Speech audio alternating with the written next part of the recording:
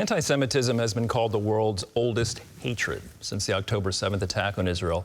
Incidents of hatred for the Jewish people have exploded worldwide, especially on college campuses.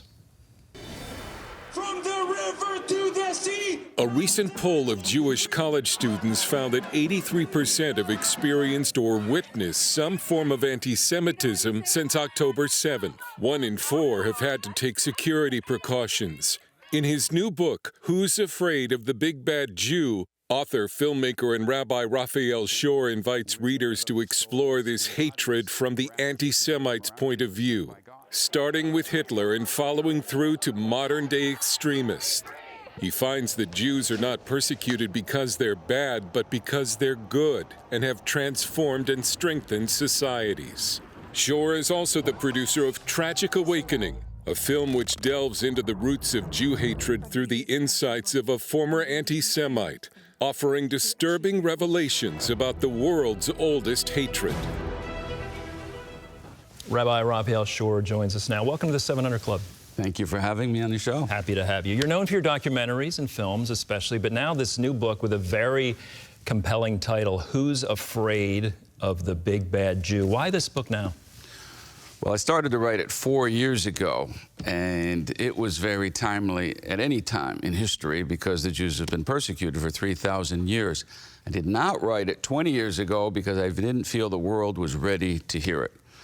After October 7th, everybody is asking the question, and what I'm doing in the book is challenging conventional wisdom on why there is so much Jew hatred, because we have been delivered a superficial and actually incorrect explanation for the nature of Jew hatred. New film, Tragic Awakening, as well, timely. But you actually, while there's so much discouragement in the Jewish community, you're saying there could be some optimism here. Like, you're painting a bright picture in some ways, too. How do you do that? Well, exactly. I call it an inspirational look at anti-Semitism, which is provocative and bizarre on the surface. But the idea is that evil always comes for the Jews first. We're the canary in the coal mine. So why is it? Why is it that Jews are always targeted? Why is it that we're always relevant?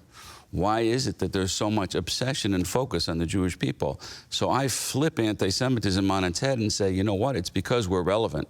It's because what we are doing, what we've been doing, really makes a difference in the world. And if we understand that the anti-Semites are actually going after us because we're actually bringing a positive message into the world and making a positive difference, and it's a reaction to that, then we can flip it and realize it's actually something very positive about being Jewish and the values, the Judeo-Christian values that we are helping to bring into the world that is causing the reaction. So you can be very positive about how that relates to our identity.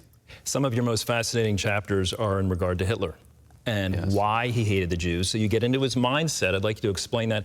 Even at the perils of his own army, where he would focus so much on eliminating Jews that his soldiers needed support, and he abandoned them. What was his obsession?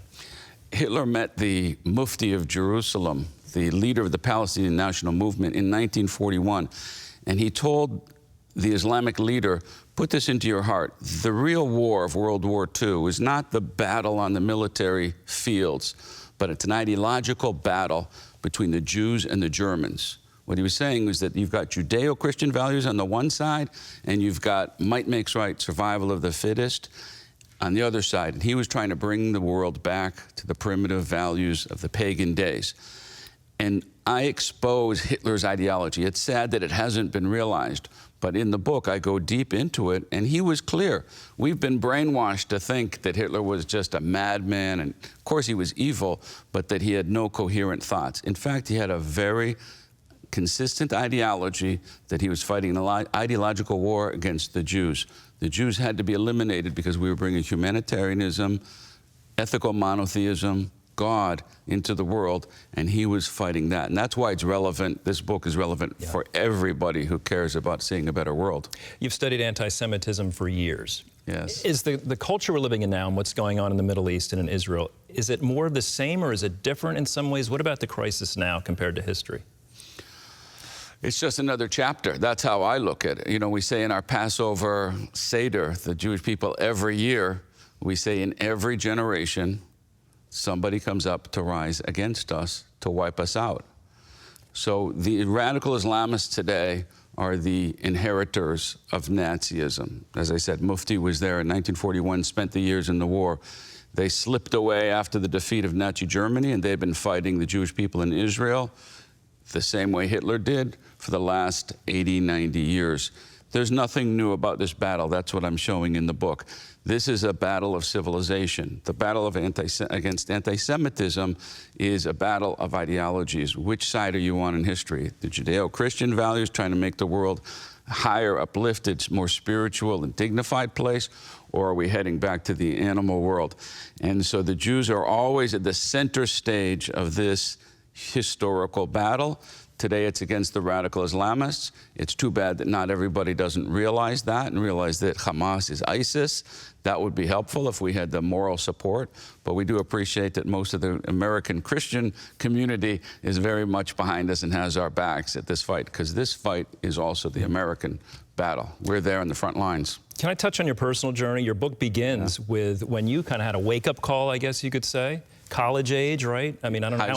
High school. I don't know how important it was for you at that time to be Jewish, but what happened that woke you up a little bit? Well, I grew up in Canada. I live in Israel now, but I grew up in London, Ontario, Canada, and I was hanging out with mostly non-Jews, and we were getting along with everybody just fine. Jewish identity was important for me, but not really core to my life. I certainly wasn't religious. I didn't have much of an education in Judaism. And we thought we were part of the cool group until one night, Friday night, the party, they hung out a sign, locked the doors, and said, "No Jews allowed." And these were our friends. And that was shocking to my friend, my close friend that always said, there is anti-Semitism. Our friends harbor anti-Semitic thoughts. And I thought, no, don't be ridiculous, you're paranoid. But then it came out and said, oh boy, it's real. And this is the same kind of wake-up call that almost every Jew on American campuses and in America around the world have felt after October 7th. It wasn't just the attack on October 7th that tried to wipe us out, but the response of the world, the anti-Semitic response on campuses and everything. So it's been a wake-up to me. It started me thinking about what does it mean to be Jewish, and that got me rolling. Just a few days after October 7th, on college campuses and in this country, people turned on Israel. Did that surprise you so quickly? It surprised me to the extent that it was, but we who have backgrounds in Jewish history did not expect that we would have the moral support of the world for very long. We figured maybe a week. It surprised us because it was only 2 days, and the reaction against Israel began even before Israel started a military response. The support for Hamas on campuses. So the fact that it happened, the fact that we didn't have people's support, that was surprising. I have a nephew who is at NYU. He was traumatized. All of his professors, all of his co-students just turned on him. And it was like, what is going on? I mean, these are Jewish students who aren't involved with Israel, not religious. They're just Jewish students on campus. And all of a sudden, everybody's going after them because of what's happening 5,000 miles away. So it was an interesting wake-up call, not too surprising if you're a student in history, because as I said, this is an ongoing battle. How do we combat anti-Semitism for Jewish people and then for say, Christians? How do we combat it?